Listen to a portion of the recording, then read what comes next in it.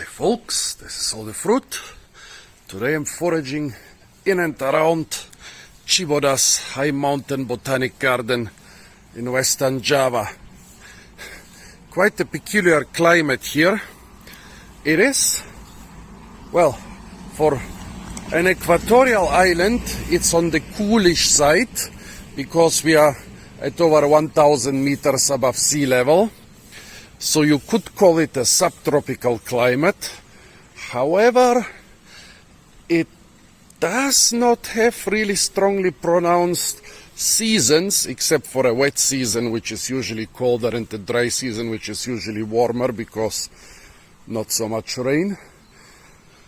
The subtropical climate is defined by still having very pronounced seasons. So yeah, quite a peculiar climate here, where you can still grow most of the tropical plants, except for the ultra-tropicals. Although I've seen little durian and mangosteen trees here, and now I really want to know whether they can also fruit.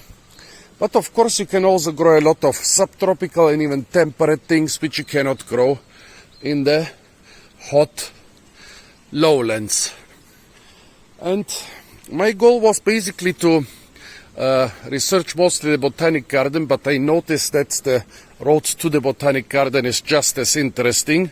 So a lot of our foraging we're gonna do outside the garden now. Oh, by the way, I'm here inside a triple gated community. There are 3 different barriers if you want to enter. So I guess I'm really well guarded. And also I just spotted some small fruits on the ground. They are from this palm. Well, thanks Carlo Morici for telling me that red palm fruits usually contain oxalates and are not worth the trouble. You are right. 1 grenadier for every gate. The guards here are really nice, especially since I'm trying to exit and not to enter the gated community. Yeah, the fruits you can find here are also slightly different than in the lowlands. Grenadiers are not so common there.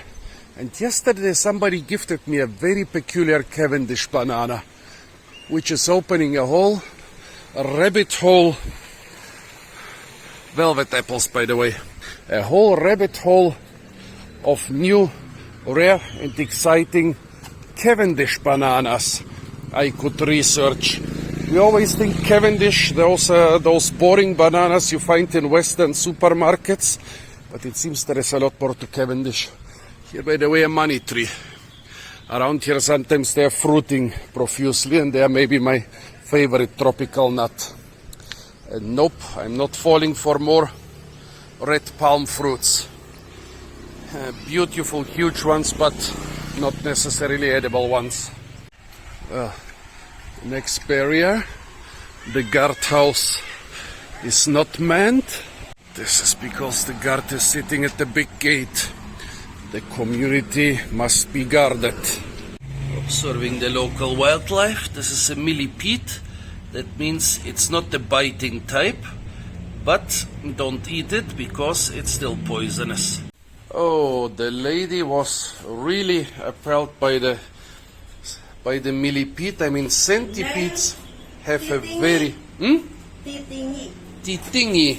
Yes. Well, I didn't know that the millipedes are also dangerous. Usually the centipedes have a horrible bite, but it seems this lady also doesn't like the millipede for whatever reason. So, Namainibu? Konya.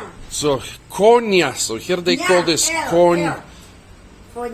Konyal? Well, in Malaysia and in Kalimantan they would call it marquisa. So it has different names in different... Medan, Marcusa, yeah. Different fruit. This is name Konya. I think she says that marquisa is the maracuya, while this here is the grenadier.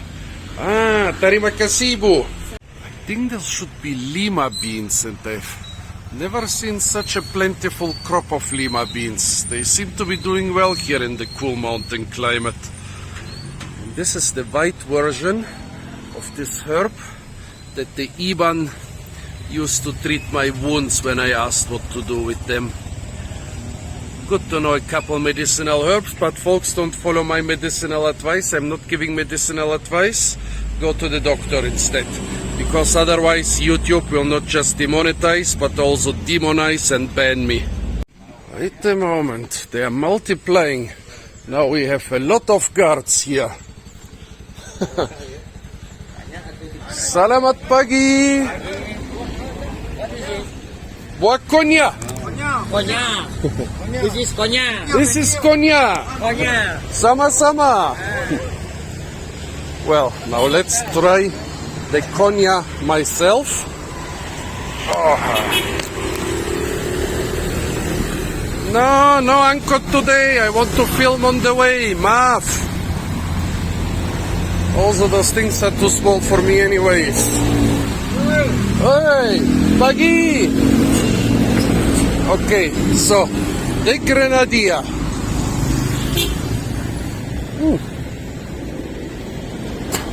This one even has some sweetness. Thank you. Most of them didn't have any sweetness at all.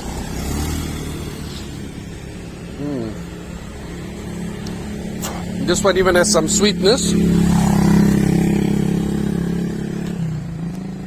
Not a bad fruit. The only problem is that with the vendor of those fruits you have to bargain forever, because he gives some crazy white man prices.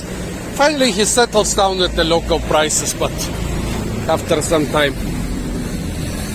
Nightshade. This is something of the black nightshade group. Around here people do eat nightshade fruits, even unripe ones, which are disgusting. Unripe black nightshade are some of the most horrible fruits you can imagine, and also incredibly poisonous, but the ripe ones, not bad. Not very sweet, more savory, but not bad at all. Oh wait, I just remember I shouldn't eat in public because it's Ramadan. Ramadan is the month during which for 1 month Muslims don't eat or drink all day long. Yes, they're allowed to eat and drink during the night, but not during the day. Oh, those cute kitties. Oh, look at that. Haven't seen that for a time. Horse riding in that busy traffic. Well, people here are quite tolerant, so they accept that some people decide to eat during Ramadan. You are just not supposed to flex it at them. And I forgot this, so I ate one passion fruit, but I hope they will forgive me. That's what I wanted to show you. However, clandestine underground bars exist for people like me who want to indulge in their guilty pleasures. And if you are in the know, you can dine here with other less faithful and more, how shall I say, epicuraic. Is it epicuraic? With other people who prefer eating to heaven. What did they heat on the black spoon? The conspiratory atmosphere here is giving me vibes. And I already found again the Cavendish Pisang Ambon. Price here might be a bit more expensive. Pisang Chow? Chow banana. Chow banana, so they call it Chow banana. Let me Google this. So chow seems to be the Sunda word for banana, while the Indonesian word is pisang. However, when I Google pisang chow, it also showed up as Cavendish, so this should be some Cavendish. Quite on the smallish side, but here they are not usually grown in big commercial plantations, but in small local orchards. So let's see. It is still completely different from the thing I ate this morning. Enaknya. Enak. Enaknya. Endol, Pak. So this one is a lot more like the stuff we see in our Western supermarket. It's very white inside, even whiter than the normal Western Cavendish.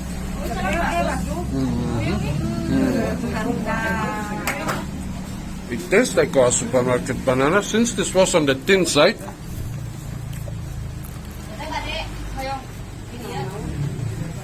I will take a thick one from here.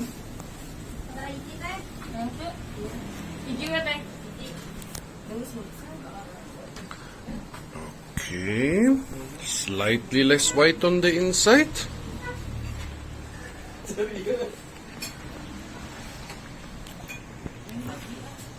Slightly less white, but still well within the Western supermarket Cavendish banana. However, this thing I ate this morning, and I'm really happy I made a video about it, because it turned out that it's orange inside and crispy, and much more aromatic than those actually. So those I would say are just some Cavendish which were grown under less controlled conditions on a little local farm instead of on a big plantation, but they taste like Cavendish. But what was this thing this morning? Crunchy and orange inside, and the guy said it was ambon. Pagi ini saya makan satu pisang ambon. This guy said there, nama pisang ambon. Tidak putih dalam, oranye dalam. Manis-manis. Yang lebih enak itu pisang moli. Nama? Pisang moli lebih enak. Pisang moli. Pisang raja enak. This guy said nama pisang ambon.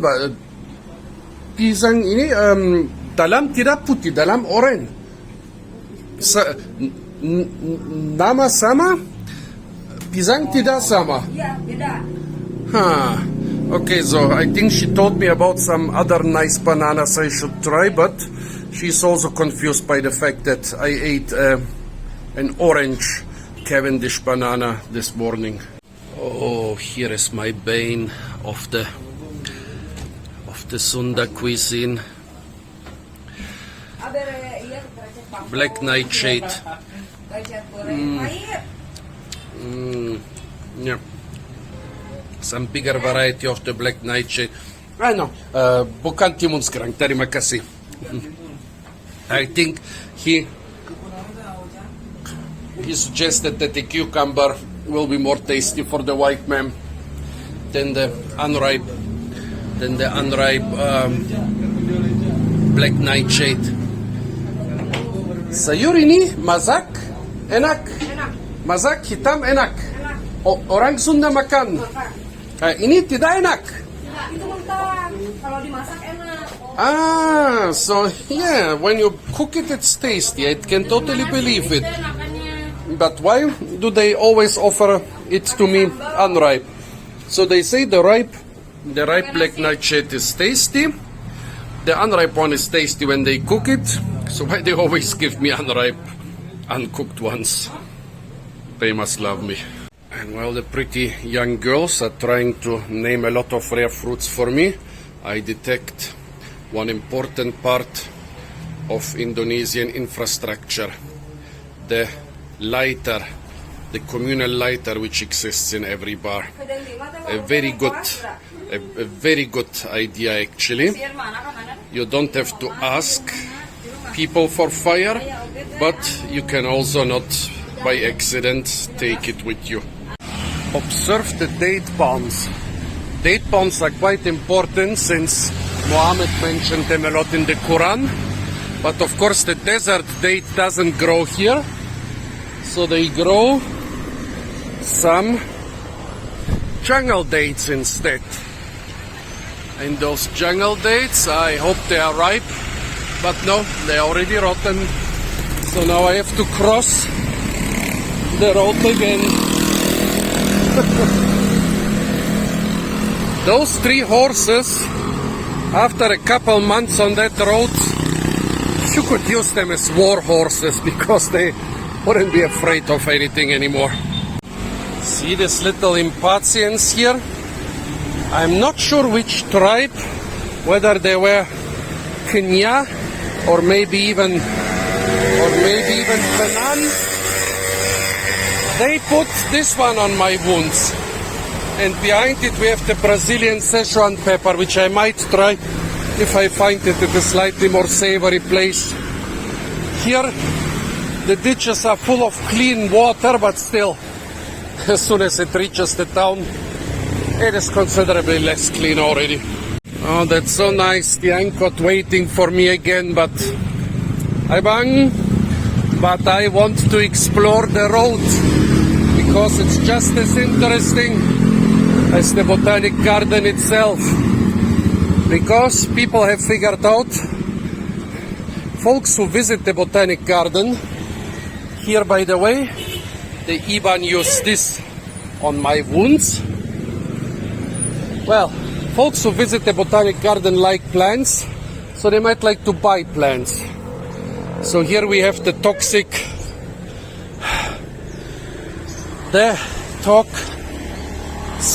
oleander, and here some feral wood sorrel which is being dispersed by this nursery material.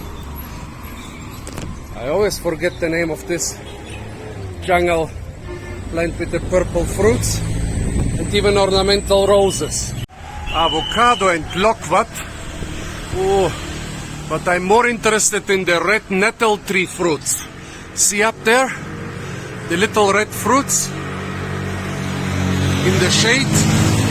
This is a nettle tree. What would it be? Probably the Brigeasia. Oh, and here a longan just lying randomly on the ground. I want this Brigeasia, but I have to find it somewhere else. I'm pretty sure my memory will be full and my battery will be empty when I arrive at the botanic garden. Here, by the way, plantain, plantago, and dandelion. Since we are here in the high mountains, we see a lot of plants, especially weeds, which we can also find in temperate areas. And what is this? For one moment I thought it's blueberries, but no. Here tropical asparagus. Haven't seen, yes, I have seen it also in Java quite a lot. Very tasty. Plant has nothing to do with asparagus. And so many jaboticaba trees everywhere, and not a single little fruit. By the way, today should be the last foraging day of my 4 months journey to Southeast Asia. Tomorrow I travel to Jakarta, and the morning afterwards I leave for Germany.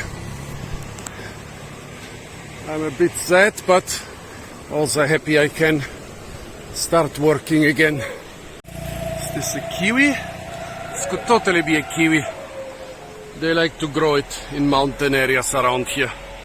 I always forget the name of this leaf, but they grow it to wrap stuff. The leaves are very tough.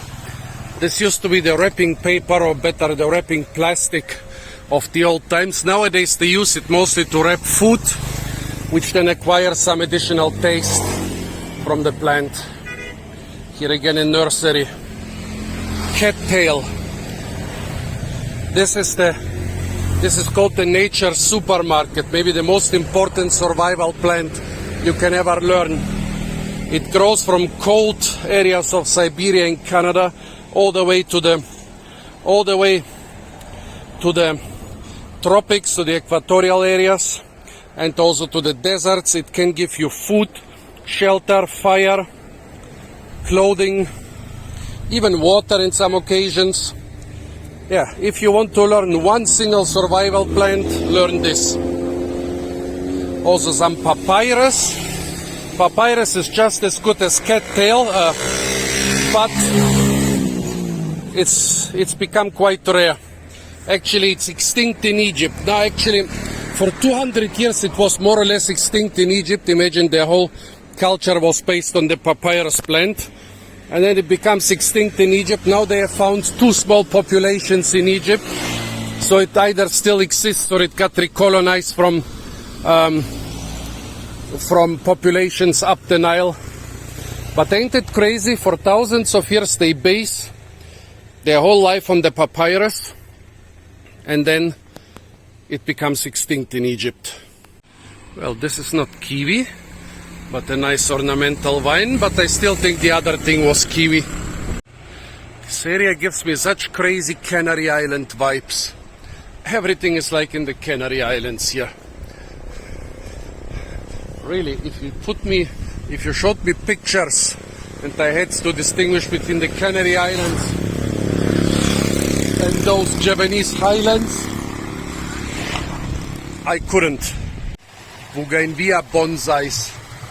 In the Mediterranean or the Canaries, people would plant 1 or 2 huge bougainvillea vines in their garden or next to their house. But here, people make giant bougainvillea bonsai collections with dozens of pots. And here, this is not even bougainvillea, this is something else. Some teeny tiny bonsais. Also, look at that. So many jaboticaba bonsais. If you want to eat jaboticaba in your office or in your living room, buy one of those bonsais. So much diversity. That's the thing. In Java, a lot of things are gigantic but made up of tiny things. So this is basically a giant sales room for 5 kilometers between the main road and the gate to the Botanic Garden. But it's made up of hundreds of tiny, probably one-man nurseries. Yeah, things in Java are huge, but they are made up of many, many tiny things. I like that concept. It's better than one or several giant corporations taking over everything. And look at that, more jaboticabas. Those people have thoroughly embraced the super tasty Brazilian cherry. I applaud them for that. Oh look, blue bananas. Never seen them here, but since they're also called blue Java, yeah, makes sense for them to be here. Also agave attenuata. And here we have blackberry. Very interesting fruit. It's being used as dye. Around Bogor, the color are here the same. The color is not really like blood, but more of a bit brownish, orangish. However, there are varieties which provide a really red, blood red color. And here, different peppers. I think this is either the beetle pepper or the wild beetle pepper. And yes, the Bidayu people put the wild beetle pepper on my wounds. It seems that the different ethnicities of Borneo have different herbs for the same thing. Also, look at those gigantic sucas. Those did not grow in a nursery. Those have been taken from the wild. Look at this. 5 meters tall, with so many branches. Most of them didn't survive. But look at this massive thing. Those things must be ancient. Makes me sad that they have been taken from the wild at such an old age. But who knows, maybe the area they grew was destroyed, / burned. Like in the Mediterranean or in the American Southwest, interesting old plants. Mostly old olives in the Mediterranean, and cacti and agave in the American Southwest are being harvested before you build a road or bulldoze an area or whatever. Yeah, it's sad that they're being harvested, but it's at least good that they are not being bulldozed. However, I don't know, maybe those were taken from the deepest jungles, who knows. Looks like a sizable avocado tree. Here in the highlands they grow them a lot. Also, I think they must grow different banana varieties than in the lowlands. Also durian and mangosteen, durian seeds and mangosteen peels thrown here. I've seen durian trees around here, but I doubt the climate is fit for fruit production. Durian and mangosteen are ultra tropicals, meaning they need the most tropical climate possible. And up here, they could be well at their limit. A beautiful striated bamboo. Couple huge sprouts here, but nothing at the forageable age. Foothills of the Pangrango. Interesting enough, Java still has a couple really good jungle areas. There are even chances there are still tigers in Java among the 150 million people. The ice slopes of the Pangrango are hidden in the clouds. A lot of those volcanoes are just too high and too steep to be locked. And if you lock them, the rain will flush down so much muck through the rivers and streams that it wouldn't be worth the gain from the timber sale. This is some variety of calamansi. Calamansi is not so common here in Java. I've basically never seen it on the markets. The stuff I thought was calamansi turned out to be another lime. But calamansi is very good for growing in pots, growing as a small bonsai. So they grow it here. And of course rosemary, wonderful herb. Why should the people in the tropics be deprived of it? So they are selling it en masse. Here an outlook over the diverse mountain countryside. Looks exactly like in the Canaries. You'll hear me say this 1,000 more times today. If you don't like it, watch something else. It reminds me strikingly of the Canaries. I mean, yeah, it's in this case tropical, in the Canaries case subtropical mountain agriculture at around 1,000 meters above sea level on volcanic slopes. So it is pretty much the same thing. But it's interesting that it looks so similar despite the fact that the people in the Canary Islands are 30, 40, 50 times richer than the average inhabitants of Java. Also more bananas. Still want to know what this orange banana is, which I tried in the morning. It was a striking banana. Solandra. The first time I saw this, my botanic professor told me that the fruits are edible. I've never seen any references in literature that the fruits might be edible. And here for the first time I'm actually seeing fruits. Here they are. But they are still unripe. Please tell me if Solandra fruits are edible. They have a lot of strawberry guava here. Strawberry guava is the most dangerous invasive plant in the Hawaiian Islands. It has the potential to be invasive in the Canaries, and on those subtropical volcano slopes around here, I think it has just the same potential. Of course, it's an incredibly tasty fruit, but I really would like to know if it's already escaping somewhere into the jungle, because in Hawaii, it supposedly is taking over giant jungle areas. Also, those pines look exactly like Canary Island pines. Either they have broad Canary Island pines here, or they have another species which looks exactly the same. Yeah, the long needles, the bark. Yeah, this could totally be Pinus canariensis. I should Google whether they grow it in Java. Little fishies in water less than an inch deep. Also, this seems to be a physalis, but no fruits. Here I always forget the Latin name. The Germans call it the French wheat because they said the French brought it to Germany during the 30 Years' War in order to starve the Germans because it's a noxious wheat. Actually, the French had no idea of this thing. We're very surprised about the German allegations. But the Germans did the same thing with the potato weevil in World War II. They said the Americans dropped billions of potato weevils on Germany to deprive the Germans of their natural food, natural national food. The Americans didn't.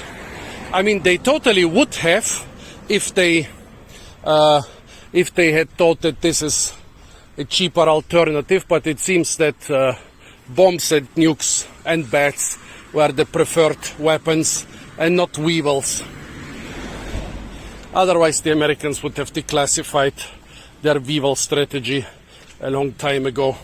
Well, the British tried something else. They wanted to drop anthrax cakes on German cow pastures to kill the German cows until they found out anthrax is so virulent that it would basically depopulate not just the German cow pastures, but deprive all of Europe of most of its life. So they didn't do it.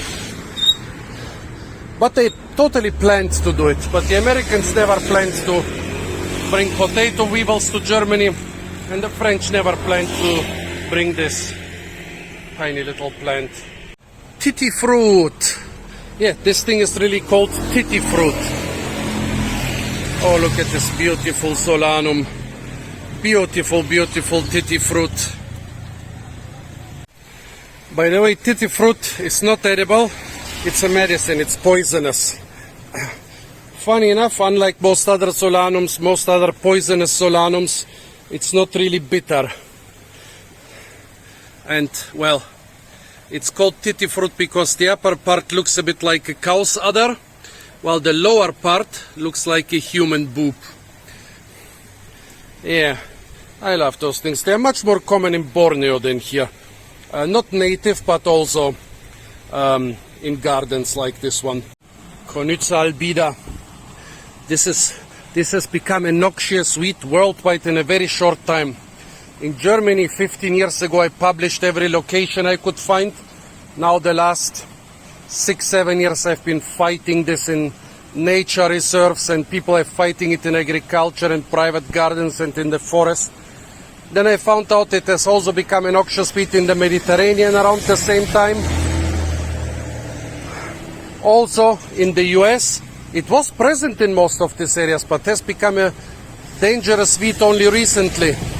In the US they have made experiments how to eradicate it, and guess what's the only thing that works on it? Agent Orange. Though they are Americans, probably they'll use Agent Orange on it.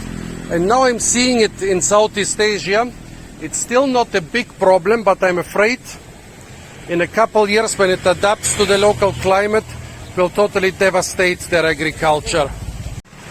Even the architecture looks a lot like some houses on the Canary Islands. Here, giant taro, by the way. It's edible, and this is a little baby specimen. Basically, you can use 1 or 2 leaves to cover your smaller car with them. Here, the local raspberry, which they've made into a minor commercial crop. I totally approve of that. It's not as tasty as European raspberries, but it's native and it's definitely good enough to be sold on the markets. Tiny little fruit shop on the way. Well, mostly a veggie shop. Patai beans and chayote gourd. Now that's a striking bonsai collection. Oh, monkeys on the roof. Monkeys on the roof. Monkeys on the roof. Well, but look at those bonsais. Ain't they cute? I don't know how fast most of those things grow. Most of them grow faster than temperate trees. But still, this is a striking collection. Seems to be a private place at no nursery. Otherwise, I would totally have got it and filmed them, but look at those beauties. There is even a pitanga bonsai here with huge pitanga fruits on it.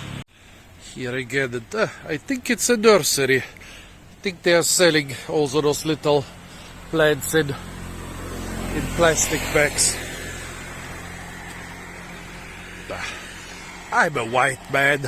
Who cares about rules and laws? Let's just walk in.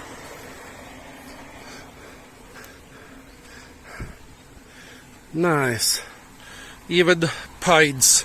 So this is really, they have some local bonsai-like traditions here in Southeast Asia, different in the different countries. Look at the size of those giant pitangas. This must be some improved. Okay. Wasn't me. I don't want to be kicked out of here just for tasting a fruit. I want to continue filming. This must be some improved giant variety. Look at those beautiful pitanga bonsais. Oh man, sold out. Well, I guess so. If I had the opportunity. I know that bonsai is basically torturing trees, but I still love it because they look like beautiful ancient trees. Well, this is what the bonsai look after you've created it, but after 5 years this thing would look like it's a couple 100 years old. Beautiful conifers. Oh, this is a notophagos. Look at the teeny tiny leaves of the notophagos.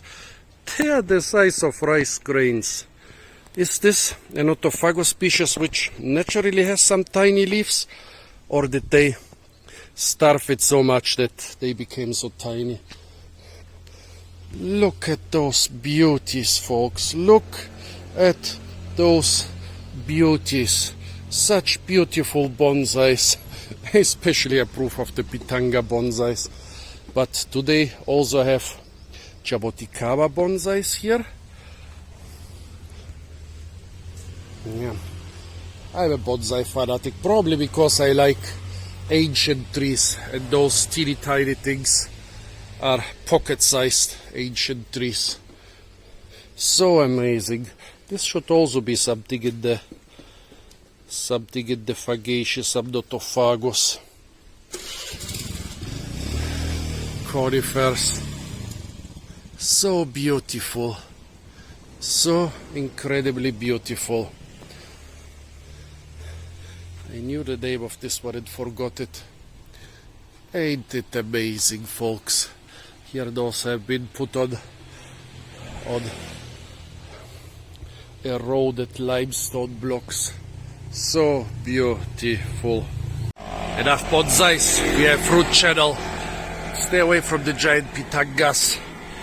I mean, the bonsais will be much more attractive for sale with those fruits, so we don't want to deprive them.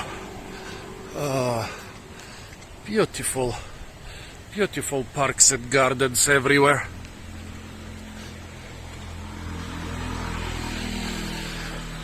How many botanical treasures might reside behind this barbed wire? Some might think, why is this guy so crazy, walking for hours on this busy road, checking out those little things on the roadside right there. More beautiful hiking areas here. I don't know if there are more beautiful hiking areas, but I've driven along this road a couple times. Papayas, they don't seem too happy here in the mountain climate. I've driven along this road a couple times. They've spotted it out as a very great place, and actually it's one of my biggest pastimes walking around such roads, and the thousands of houses and thousands of gardens and hundreds of nurseries. They're producing a diversity which is hard to find without the road. Also look at this, Magnolia grandiflora. Nowadays it's also a popular roadside tree in warm parts of Germany. So it grows in Germany as a pretty successful tree in cities. It also grows here more or less on the equator. And the funny thing is, I read the book from the 50s, I think it was, where it says, yeah, We are working hard to acclimatizing trees. We already managed a couple Magnolias to grow them in Germany. With time, we'll manage more, but there is one tree we will never be able to acclimatize in Germany because it's not frost hardy enough, and it's the most beautiful Magnolia grandiflora. Now I see Magnolia grandiflora in Germany and also here in Java. It's amazing. There are not too many plants with such a range. Well, the rain is getting stronger. This looks totally like a Canary Island village if you would replace the mosque with a church. Let's see who would be willing to let me break Ramadan for a coffee. I mentioned that the Indonesians, Pagi, are the smallest people in the world. Oh, hai Bu, kopi ada, kopi padas? Boleh? Terima kasih. She's laughing, a white man breaking into her tiny store and asking for hot coffee during Ramadan. Well, around here they usually see the white people only in buses being driven to the Botanic Garden, and not too many of them. And look at the meal of typical highland vegetables. The carrots and the cabbage don't grow so well in lowland areas. The corn would grow well in lowland areas. Okay, cucumbers also grow well in lowland areas, but especially carrots and cabbage. The Javanese are really lucky to have all this mountain agriculture, because in other areas those subtropical to temperate veggies are in high demand. They are not lacking a lot of fruits here in the lowland tropics, but there are a couple really tasty temperate to subtropical vegetables which need the cold and which they don't want to miss. So highland areas around here, just like in the Canary Islands, are very popular for agriculture. Another bonsai nursery. Those things are so cute. Somebody just commented on a completely unrelated video and mentioned the tomato tree. Yeah, I haven't seen a single tomato tree here yet, which is a bit strange.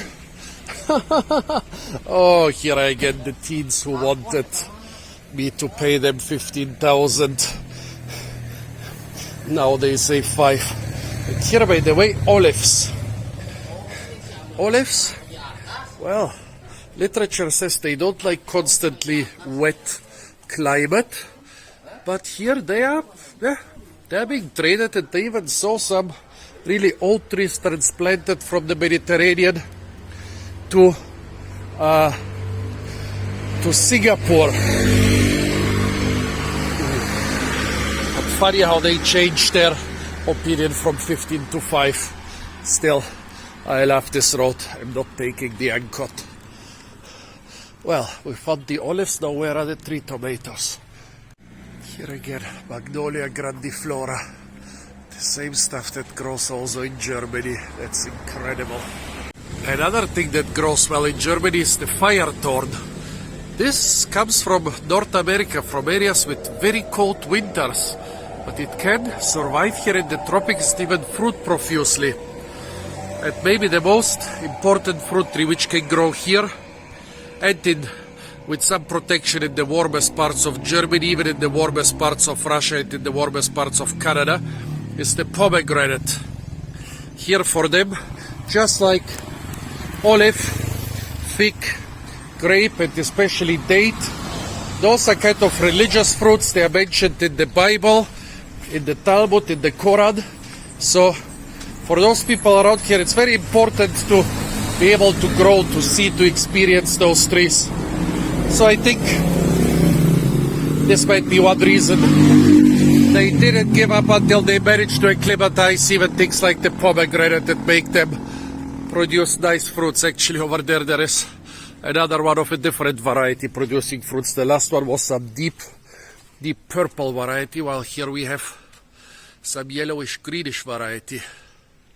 Oh, and of course mulberries. Those were introduced to the region also recently. You don't find ancient trees like in the Mediterranean, but they fruit profusely. This is actually almost the first one I've seen without fruits. But something even more rare, figs with fruits. See the fruits down there? So this guy is having olives, figs, mulberries, pomegranates. Let's see, does he have some more temperate-ish fruits? No, but this is quite a nice collection. And over here, somebody really wants to propagate those things. I don't even know what they are, but look, those dozens of little plastic bags. They are put there in order for roots to develop inside. Then you cut this thing off, and from one plant you get, in this case, 50. I have never seen so many on a single plant and on such a small one. What is this called officially in English? In German it's Abmosen, but what's the official name in English for this technique? Golden drop. The funny thing is, when you Google mystery fruit on Instagram, about half of the people who ask about the names of some fruit ask about golden drop. And here, some desert acacia. Could this be Acacia caro? It's a true desert plant, and here it's growing in the shape of bonsais in the mountain rainforest climate. This bonsai was created quite recently. You can still see how it was created, but wait a couple years and it will look like it was ripped off from some crack in some Sahara mountain where it survived the last 2,000 to 3,000 years. Oh yeah, and don't laugh, there are actually trees in the Sahara mountains. Olive trees, for example, of rare olive subspecies. It's being said that no young trees can grow in this area because the area is so dry now after the Sahara dried up that the water is 20-30 meters underground. But there are still trees from wetter climatic periods, ancient olive trees with very deep roots in those mountains that don't give up. And here, by the way, the golden drop with its beautiful violet flowers and yellow-orange fruits. A tomato and the chili planted. Well, chilies are incredibly popular here in Southeast Asia. Tomatoes aren't. They grow them, you can find them on almost every market.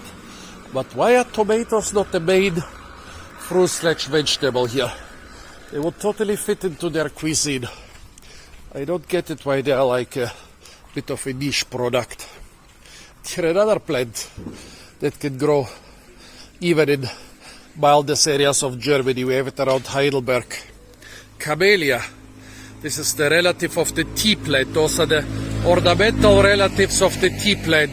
They are much more beautiful with their huge flowers in the background, but much less tasty. But of course they will grow here. I mean, on the way here I saw huge tea plantations in the mountains. So of course the closest relatives of the tea would grow here. And if I'm not mistaken, no, this is not a black locust. Somebody has their citrus collection on the roof. I want to see the citrus collection from close up. Limau nipis and calamansi limes I can recognize, but there must be more. No, the stinkiest tree in the world. However, here in the cold it doesn't stink so much. The fruits stink and they are supposed to cure cancer. And here's some Christmas cactus, I think this is, with edible fruits. Also the locals stink. Hello bro. This white man, why is he walking all the way up to the Botanic Garden? Doesn't he know that here it is, that he can take an uncut for 5,000? This is like 30 cents. Yeah, folks, I'm living my best life here. You couldn't pay me enough to not to walk up this road. Well, I guess you could pay me enough, but it would be a lot. Also here, a very interesting gardening technique. Those are rice, what do you call it, spelts. Basically, the stuff that's around the grains, the bracts that are around the grains, and which you basically discard when you clean the rice. here they use them for the potted plants. Very interesting technique, and since all of Asia relies on rice for their sustenance, those things must be plentiful and cheap, and it's good that they find ways to use them. Also a lot of European names up here, like Villa Alba. Well, okay, Villa Lotus is not so much European, but Monaco and so on. They associate the mountains with the fancy European countries. Oh, look at that. That's not a strawberry guava. That's a different one. That's some type of lemon guava. And they have a couple very interesting ones here in Indonesia. I think nobody will object if I pick up the fruit from the ground.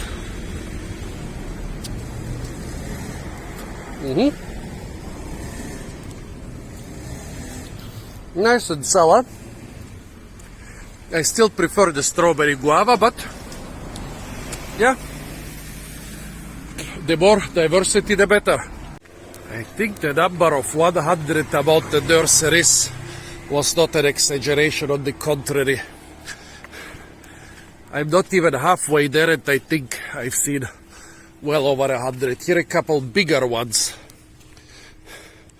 Look at that, you can walk quite far into those mazes. Well, let's do it. Let's walk into those mazes. After all, I might camouflage as a paying customer.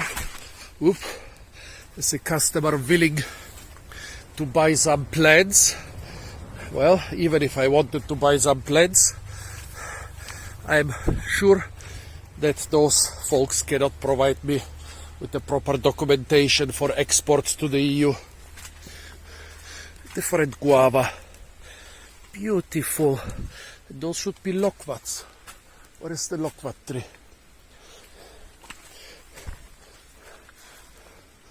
Cannot find the loquat tree, but there are loquat-like things on the ground. Also jaboticaba. Those people here seem pretty dedicated to jaboticaba. I totally approve of that. And here is something which I haven't seen yet here. A lily pilly, or an Australian cherry. Syzygium are very important fruit trees around here, but not the lily pillies. It's tasty. Grow it more. It's almost carefree and gives you a lot of nice fruits. This is the first one where I see that they are growing it.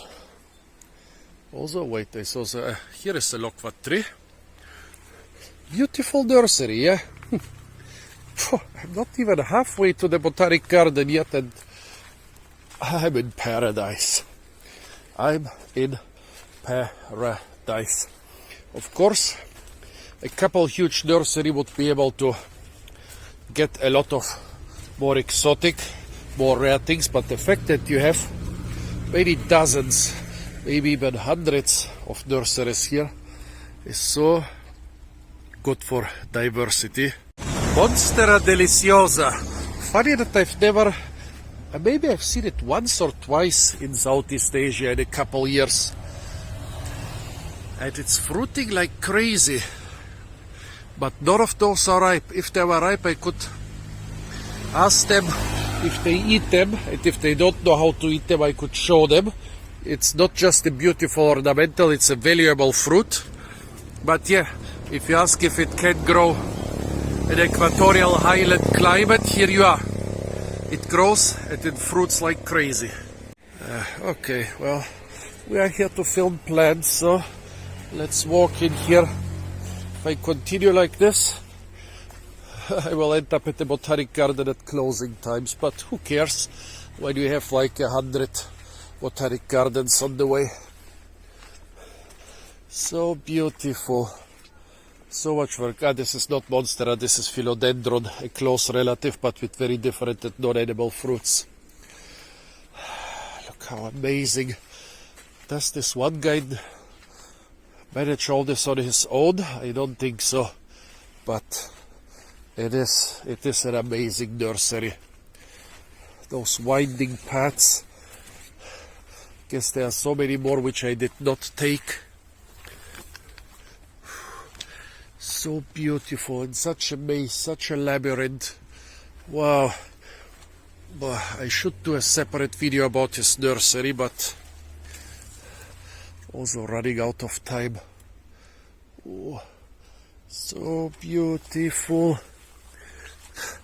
Enjoy this, folks, because I certainly am totally enjoying it. Such a... Okay, did I damage something? No, they are all fine. If I damage something, I'll pay it, but no, they are all okay. Yeah, pity I cannot buy anything. If he had at least a couple of fruits or something like that for sale, but I cannot import seeds into Europe. Neither can I import plants into Europe. And even if I would import them,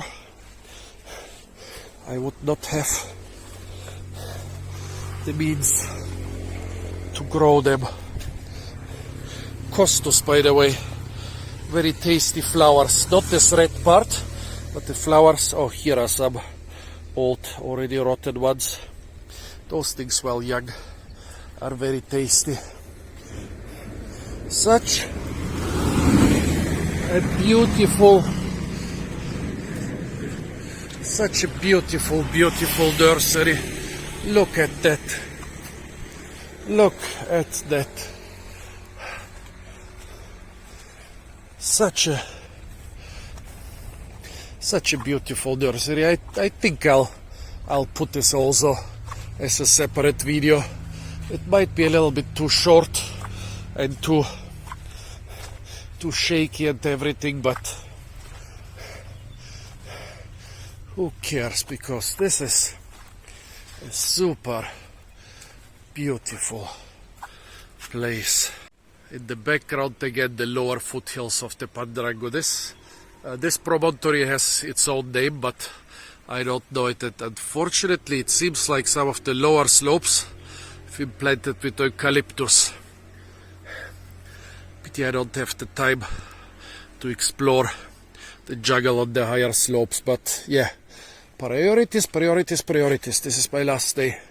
Hi folks, this is all the fruit, and the road to Cibodas Botanic Garden in the mountains of Java is lined with hundreds of beautiful little nurseries and plant vendors.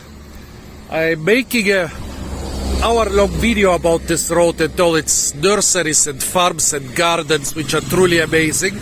But here I choose one, a particularly big and beautiful nursery, to make an own dedicated video about it, which I will in part also include in the longer video. So here you can see all the stuff that's being grown and cultivated and sold at around 1,000 to 1,200 meters above sea level on the island of Java. Mostly ornamentals, but there are also a couple fruit things around here. Look at this area with the dozens of araucarias or monkey puzzle trees here in the foreground, others in the background. Yeah, it's a high mountain area, so it's supposed to look like a cold area, and cold areas are dominated by conifers. I already said it. In other warm places like southern Italy, southern Spain, when they have a high-ish, coldish mountain where people like to go to relax, which is usually a bit colder than the lowlands, they often also do put some conifers just to make it look, well, more cold and more northish. Still miles and miles to go. The Botanic Garden is nested at the foothills of those forested mountains up there. I think the peaks of those mountains are around 2,000 meters. There must be such great high mountain jungle, and even though 150 million people live on this island around those volcanoes, a lot of the high volcanoes are still largely unexplored. Yeah, that's a thing for me to do during the next holidays. onions are usually grown in pots here. I think maybe in order to control the water availability. And there's some citrus has fallen over, covered with little fruits. Maybe a calamansi. Oh, mosquitoes. There are not many mosquitoes here in the area. But of course the only one around here choose to sting me here. Again, this is like the... I've seen onion and garlic fields, but more often they grow them in pots, even in the small gardens. Huge aloe trees. I would guess aloe arborea, correct me if I'm wrong. Also the architecture is very similar to those houses, not traditional Canary Island houses, but the houses people who got rich in South America and came back to the Canary Islands built for themselves. Maybe you can tell me while here in Java we have a similar architecture to rich Canary Island houses. For a moment. Oh yes, this is Brugmansia datura tree. Here now for a change a veggie field. Cabbage, in between onions, manioc, and a couple agave attenuata. I think they are being fattened up before they are put here in front and eventually being sold. Especially the cabbage needs the cold night temperature to develop its proper sweetness and taste. Here a little grocery shop. Hi Bag! Pisag apa ini? Nama pisag ini? Pisag abod. Ah, ini apa? Ini bisa dimakan langsung. Nama ini apa? Pisang Ambon. Pisag abod ini? Ya, itu pisang wali. Pisag wali. Wali. Berapa harga pisang wali? Ini 15.000 1 kilo. Bah, 15.000 1 kilo. Come on. 15.000. Ini harga bule. Berapa harga biasa? Iya. Sama. Baru juga sama. Bah, 15.000 tidak harga biasa pisang di sini. Kalau ini 10.000. Bukan. Why did they start with 15,000? I know it's not 15,000. I know it's somewhere around 5 to 8,000. It's not a lot of money, but it's a bit insulting. They take me for that stupid. The little grocery shop where I bought the pisangoli has quite an interesting veggie selection. Here are those. Botanically, they are rather melons, but they're being used as cucumbers. Potatoes, which they probably grow locally here in the high mountains. A peeled ripe coconut. They managed to cut off the hard shell, but leave the flesh intact. Ice apples and other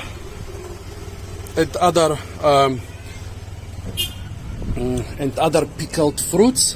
Young potatoes. You know what's funny? In Germany, those potatoes are worth, well, not exactly their weight in gold, but are extremely more expensive than those. In Malta, before they became part of the EU, the farmers said that they get like 2 cents a kilogram for them. I told them in Germany you will get several euros per kilogram. Young spring potatoes, very popular in Germany. Garlic, big chayote here, a different variety of chayote. This is some cress which grows in water cress. This is being used in mountains, especially tropical mountains all around the world. In the Canary Islands, in the Andes mountains, here in Java. This should be Chinese morning glory. Those are manioc leaves which are being used.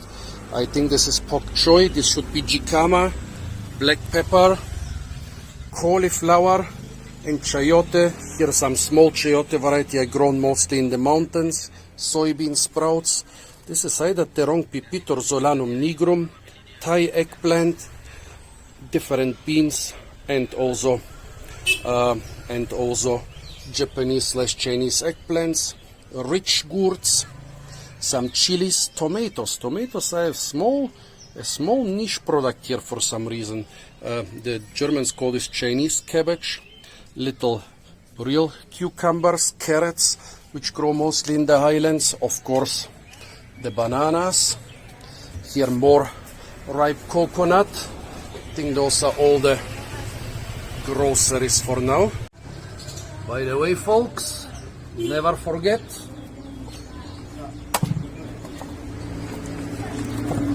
hydration, hydration, hydration.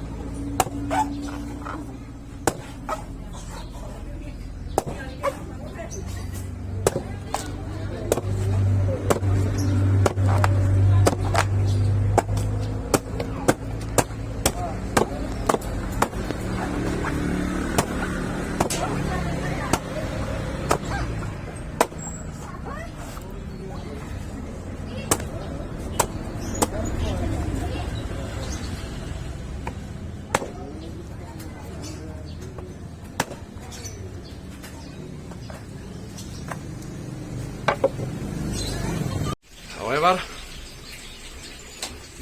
never forget, the consumption has to happen in the clandestine basement, since we are in Ramadan. Another one. Those might well be the last coconuts for many months. Well, the last fresh coconuts for many months, maybe even years, if I don't go to a coconut-rich area next winter.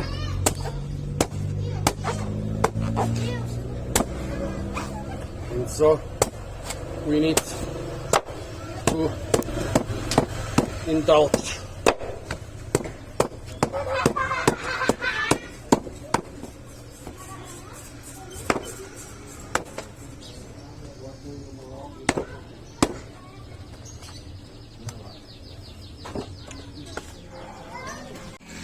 Back to the clandestine basement for consumption.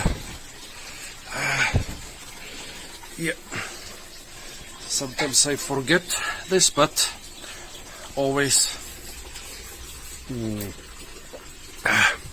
always respect the local customs. If they say you can eat and drink during Ramadan, but not in the open streets, always remember to keep that thing. It's like, well, it's like vegans who let meat eaters eat their meat, but the meat eaters don't just flex their steak into the face of the vegans. People living together nicely and peacefully. Yeah, we should maybe try to copy this in the West. Good stuff. Now a pile of durians and I'm happy. Also, folks, if I'm making fun and joking sometimes, don't take this the wrong way. The people of Indonesia like laughing and smiling and joking more than any other nation I've ever met. And usually I laugh and smile and joke with the people, not at the people, which is a very big difference. Only when I get scammers or other bandits, yeah, then sometimes I make fun of them. But usually I totally prefer to laugh with the people, and around here they are pretty much always keen to join in. A pumpkin. This should be some very similar pumpkin to the ones we have in temperate areas. However, I don't see the fruits anyway. Either they were, oh, look, it's zinc, and it's gone. Either they were picked already, or the plant is too young. And here a tomato. I think also all growing from the roadside ditch. They were not planted. Pumpkins and tomatoes are very famous for that. And here we have the big variety of Solanum nigrum, which they commonly use for food. I would totally make a species video about it, but the Solanum nigrum complex is so incredibly complex that I cannot even properly name it. See? Here is the tiny variety, which might be a very distinct species, or it might be something from this huge Solanum nigrum aggregate, which is not totally identified. You know what just struck me? No, not the little ancot, but, well, in the Cibodas Botanic Garden at the end of this road, they have 90-95% big trees on display. Here in all those nurseries, 3/4 are small plants, and, well, obviously even the big species, they are small plants because you're supposed to transport them to their garden. But even the woody species, they are mostly shrubs and small trees which are being sold here. See, little herbaceous plants or little woody plants. I always thought that those nurseries developed from and with the help of the Botanic Garden, but now I notice that the stuff they offer is very different. The Botanic Garden is mostly huge jungle trees. Here a beautiful specimen of Solanum. Sure, this is going to be harvested soon. But the nurseries provide plants which you can find a little bit in the Botanic Garden, but they are definitely not the main thing over there. Very, very different. Oh, here Malabar spinach, I think. This is one of the many green leafy vegetables you can boil. And here are its fruits. And the spinach and the fruits and everything taste like beetroots because they are relatives of the beetroot. Here they are sure like the different types of strawberry guavas. Look, those here look a bit different from those on the other side of the road, and are also less ripe. Wow, and they have so many fruits. Beautiful. I'm just afraid that this stuff is gonna escape onto the volcanoes and it's gonna wreak havoc here. Also papayas. I guess they don't grow as well as in the humid, hot, well, up here it's also as in the hot lowlands, but they grow well enough. Commercial papaya plantation has expanded well into southern Europe. Spain has a sizable papaya production, not only on the Canary Islands like it was in the 20th century, but also on the mainland in the Malaga area. So if you can grow those things in continental Europe, why not here in the tropical mountains? Also, those people have totally committed to jaboticaba, even different jaboticaba varieties. Look, big leaves, small leaves. I totally approve of that. There cannot be enough jaboticaba in the world, but there isn't enough jaboticaba. I've maybe seen several hundred shrubs between yesterday and today, and only 2 unripe fruits. Did I mention they love jaboticaba around here? Or did I forgot to mention it at least 1,000 times? Oh, at least 1,000 plants here. Look at that. A sea of tiny jaboticabas. Good job, folks. Now I want the sea of tiny jaboticaba fruits too. There's one thing that's really pissing me off in the tropics, it's this fruit season. An abundance of fruits for a couple weeks and then not much for the rest of the year. That sucks if you have a climate where fruits can ripen all the time. Folks, that really sucks. Oh, and recently someone mentioned, I think, a plant like this which is common in Bali. What was the name? Ixora? Something with, I think it was Ixora. Well, please write the name of this plant. This has been hit by too many ancots, but that's what the leaves look like when it's better preserved. They say the leaves look like cannabis, but it's totally not cannabis. So many cacti. Beautiful. How many hundreds of nurseries did I pass today? And how many thousands of Chaboticaba trees. Look at that. Two teeny tiny unripe fruits. That's all I've seen the whole day.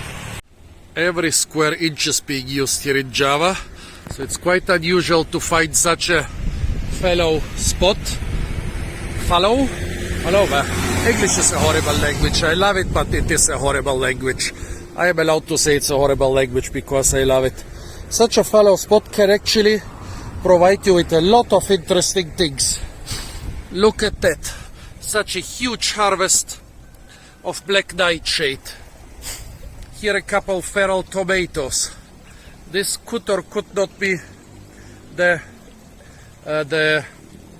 Brazilian Szechuan pepper. I think this is a Terongpi pitek plant, but it doesn't look very good eaten by the bugs. Also, I'm not going in there. There are lizards in there, and wherever there are lizards, there is a food chain. And at the end of most lizard food chains, there is a snake. Well, here we have the small solanum. Here we have Canna edulis. The name already says it. It's edible. Yes, such areas can be really good for foraging. Oh yeah, this is totally the Brazilian Szechuan pepper, but I don't want to pick it right from here. What else have we got? Cyperus, but this is not papyrus. This is what was this other famous species. Here, some nettle tree, but too small to bear fruits. A lot of other small fruits. Here we have sage. It can grow in the tropical lowlands, but it grows better in the tropical mountains. All nice edible things that I'm sure at least some of the locals know a lot of other edible plants they can pick in this area. Here again, a pumpkin plant which grew from the ditch. Those ladies are selling a lot of different bananas. Aibu, ini pisang tanduk? Ini pisang Ambon? Pisang ebas? Dalam? Ini pisang ebas? No. Ini pisang kecil, pisang apa? Pisang muli, pisang ini kayak ini nih. Ini ebas? Sama, pisang bas? Pisang muli. Muli. Ah, ini pisang oli. Oli. Ini oli, ini muli. Muli. Muli ya. Berapa harga pisang muli? Yang mana? Sekilo 10.000. Oke. No. Satu. Kecil. Saya orang kecil, makan sikit. Ini berapa? Ini 1 kilo? Majang eta sabaraha kilo? No. Ibu. Sedikit. Saya orang pendek. Saya makan sedikit. I'm a small guy, I eat it. Ah, ini apa? Sarolo. Ini berapa sekilo? Kolang kaling. 15.000. 15.000. So I guess the other lady kind of scammed me and let me pay 6,000 for about 100 grams. Here it's 15,000 a kilo. Well, never mind. I'm rich, they are poor, and from time to time I don't mind. Okay, folks, I did not manage to film this, but after I've bought a bunch of bananas for 5, of pisang muli for 5,000, I took one pisang oli and said, just charge me 1,000. She wanted to charge me 5,000 for one cooking banana. Then at the end, with a lot of pulling at the money, we agreed on 3,000. And then the other lady said, what did you say? Boule? Wag banyak? Yeah, the stupid white man has a lot of money, they said. But at least then they also gave me a pisang Ambon or a Cavendish banana. Those folks are hilarious. Hati hati, ladies. If I would record all my interactions with those people, I could totally make a more successful YouTube channel than I can about fruits. So folks, as you see, those people and me, we totally understand each other. We don't laugh at one another, we make fun together. And usually I don't mind, as long as I'm not being scammed too blatantly, and as long as it's as funny as with those ladies pulling at every tiny bill, trying to... First she sold me like 8 bananas for 5,000 and then trying to sell me one cheap cooking banana for another 5,000. I'm already approaching those giant market areas around the entrance of the Botanic Garden, but those market areas are the size of a big village, basically. And here, another lily-pilly. Grow this more, folks, the fruits are good. It's only the second one I'm seeing in Southeast Asia fruiting. See the giant potato tree? Observe its size compared to the people and the buildings. It's so amazing. Solanaceae are a family of herbs and small woody-ish plants which are an exception. But look at this giant thing. 8, 9, maybe 10 meters tall. Did I mention that the market area is gigantic? I've just started with this market area. So in those giant market areas in front of the entrance, you have once again the chance to stock up on food, on souvenirs, on plants. Not so much food right now because of Ramadan, but still a bit. Let's look, since at least the promontories are free from clouds now. Let's look. I can see a couple eucalyptus forests here on the lower slopes. I can see the traditional agriculture with cabbages, lettuces, onions. Probably there are carrots somewhere around there, but I cannot recognize them. And in the back I can see the jungle. Even this promontory seems to have a lot of nice jungle, for the simple reason that if you mess with the jungle on those high mountains, the villages in the foothills will suffer. So there should be some good jungle further up. Must stay in Java longer and climb a couple of those volcanoes. There will be amazing fruits there. And here we have the upper slopes of the Pandrango. It's an active volcano, by the way. And, well, the oldest temple in the world is supposed to be on the other side of the volcano. I was there a couple years ago. Not even sure if it's old and if it's truly a pyramid. But it was supposedly built like over 10,000 years ago to monitor the eruptions of the Pandrango volcano. And it was built supposedly after the biblical flood around the end of the Ice Age or something like this. Anyways, active volcano, good quality jungle on top, good stuff. Come here next time, explore it. So this beautiful little garden of this nice auntie who allowed me to take the video, terima kasih. A nice little garden with a lot of chilies, but oh, ini buah kecil, yeah, buah enak. This small pitanga. Oh, and some mint here. The most intriguing part is that the dragon fruit cactus is in season and has a couple fruits. Here again some nice, probably some big calamansi variety. Ibu, nama jeruk ini apa? Jeruk apa? Jeruk pras. So here they call this thing, which is probably a big calamansi, jeruk pras. And this lady has a lot of different limes here. This should be limau purut. This is what I know as limau kasturi. This is the local lime, which they call jeruk limau. Probably there is somewhere also a Tahiti lime or jeruk nipis. Good collection, this auntie. Also she has here some nice edible fusales. Oh, and here she has some teeny tiny limes. Look at that. I don't know if those will grow much bigger. Also edible amaranthus. Also around here, a lot of those little stalls, probably all the stalls here don't have any tap water, so they are collecting rainwater. This is very common here in Indonesia. Beautiful stuff. This is just with a couple dozen pots.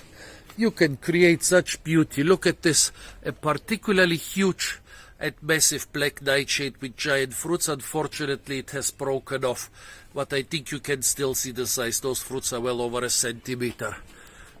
Also, again, the onions in plastic bags.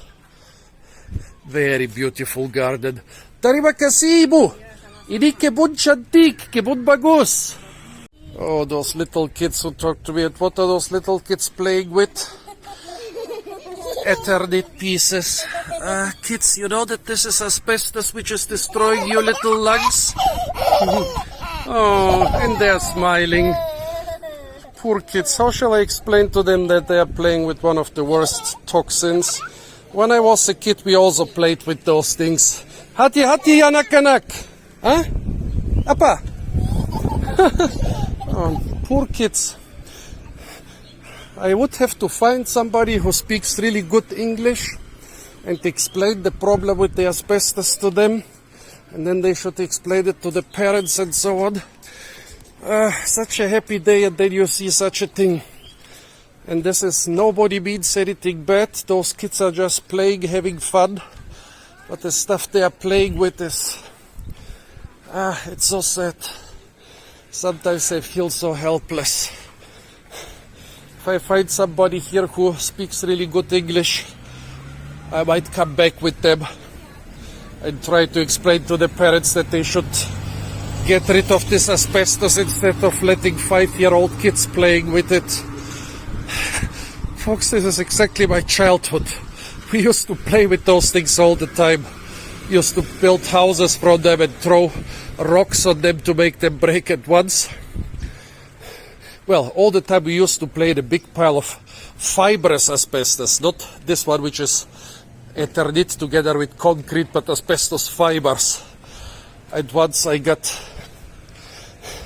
played it in summer with a t-shirt when I was sweaty as a kindergartner and came back home crying because all my skin was pierced by thousands of asbestos needles. And only then they removed this asbestos pile from the official playground where it had been for years. Totally my childhood, but at least in Europe now, in most European countries, the Russians still build with it like crazy. In most European countries, they have stopped using asbestos in such big amounts, but around here it's so sad. Those little kids so happy playing in the poison. I'm really sad now.